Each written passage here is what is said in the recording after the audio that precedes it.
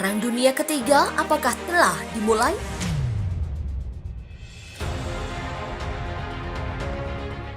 Kepala Komite Hubungan Luar Negeri Senat Amerika Serikat, Peter de Zimmerman, dalam artikelnya yang diterbitkan di www.military.com, menuliskan bahwa sesungguhnya Perang Dunia Ketiga telah dimulai. Perang Dunia Ketiga ini berbeda dengan Perang Dunia Pertama dan Kedua yang menggunakan senjata. Perang Dunia Ketiga menurutnya adalah pertempuran tanpa bom atau peluru. Dalam opininya yang dipublikasikan pada 29 Oktober lalu, Zimmerman mengatakan, musuh kita adalah virus SARS-CoV-2 yang menyebabkan COVID-19. Ini memiliki satu tujuan, yakni menaklukkan sel Anda dan mengubahnya menjadi pabrik untuk membuat lebih banyak virus. Demikian kata Zimmerman. Ia menguraikan bahwa Amerika Serikat telah kalah perang dengan sangat parah. Sekitar 400.000 tentara Amerika Serikat tewas dalam 43 bulan pertempuran dalam Perang Dunia Kedua. Sementara 203.000 orang Amerika Serikat telah tewas dalam 7 bulan pertama Perang Dunia Ketiga. Faktanya, orang Amerika terbunuh oleh virus ini dengan kecepatan 3 kali lebih cepat daripada tentara kita yang terbunuh oleh peluru Jerman dan Jepang. Zimmerman melanjutkan, selama beberapa bulan sepertinya Amerika Serikat menang. Tetapi, virus telah membuka front baru dan menjajah wilayah baru. Gelombang ketiga virus corona ini telah menyebar ke seluruh Amerika Serikat. Terlepas dari optimisme Presiden Amerika Serikat Donald Trump, tidak ada pengobatan yang terbukti ampuh untuk mematikan virus ini. Demikian juga Zimmerman bilang, tidak ada vaksin yang memberikan perlindungan nyata. Kita semua merupakan umpan meriam dalam perang ini, dan inilah saatnya untuk mengakui faktanya. Tapi kita bukannya tidak berdaya, sama seperti pasukan kita yang mengenakan pelindung tubuh sebelum berperang. Kita memiliki perlindungan fisik. Tetapi pertama-tama Zimmerman menjelaskan, misalkan sejumlah negara berhasil mendapat vaksin pada akhir tahun 2020. Jika seperti kebanyakan vaksin, ini hanya akan efektif 50% sampai 80%. Bahkan jika kita pernah mengalami suntikan, jika kita terpapar virus, kita dapat memiliki peluang untuk terinfeksi. Beberapa orang tidak sakit parah karena terinfeksi virus ini. Zimmerman memberi contoh putrinya terjangkit virus ini beberapa bulan lalu, kehilangan indera perasa selama 2 minggu dan merasa tidak enak badan. Dan kemudian dia bangkit kembali untuk normal. Tidak ada cukup Regeneron untuk semua orang. Penelitian terbaru mengatakan Remdesivir tidak banyak membantu. Misalkan kita mendapatkan vaksin dan mempercayainya, pergilah ke kerumunan di mana orang sakit ada, termasuk beberapa yang tidak tahu bahwa mereka adalah pembawa. Dan Anda memiliki peluang 1:200 untuk mati. Saya tidak akan menyeberang jalan jika saya pikir ada peluang 1 dari 200 yang akan menempatkan saya di peti mati. Untuk saat ini, Zimmerman mengatakan Amerika Serikat kekurangan pertahanan biomedis terhadap COVID-19.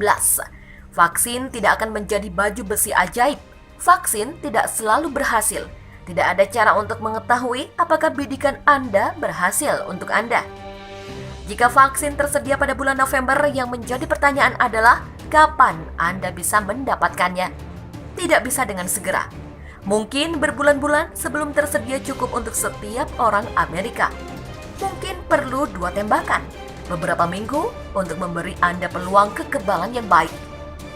Dan akan memakan waktu berbulan-bulan untuk mengantri semua orang dan membuat mereka terlindungi.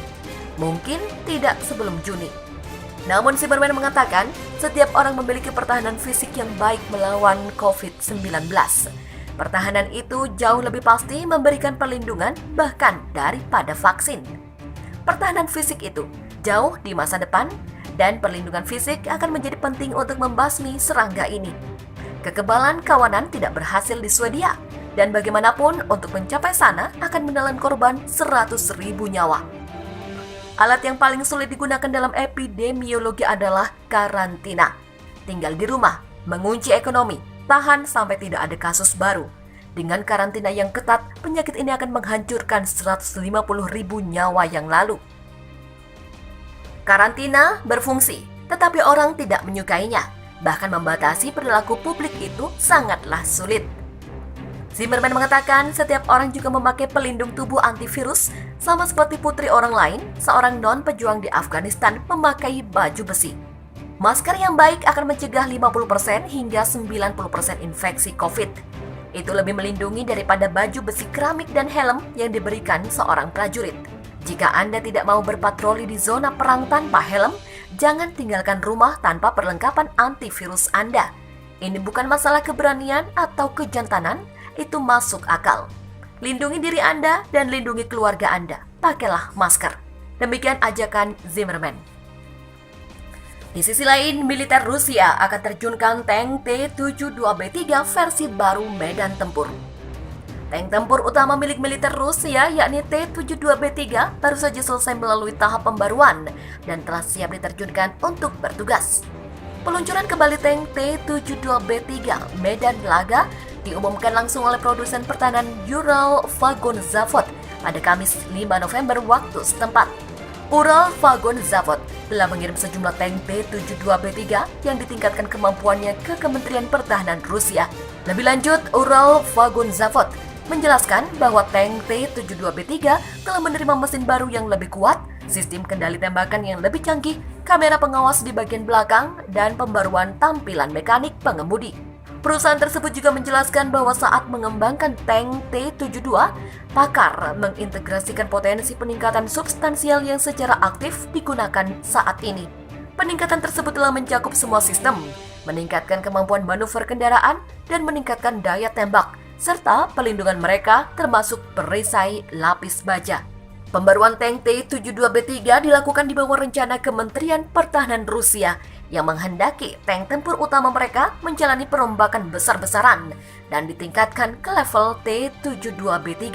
Menteri Pertahanan Rusia Sergei Shoigu sebelumnya mengatakan bahwa pihaknya baru saja menerima usulan dari para pakar dalam gelaran International Army Games untuk meningkatkan efisiensi dan keandalan tank T-72.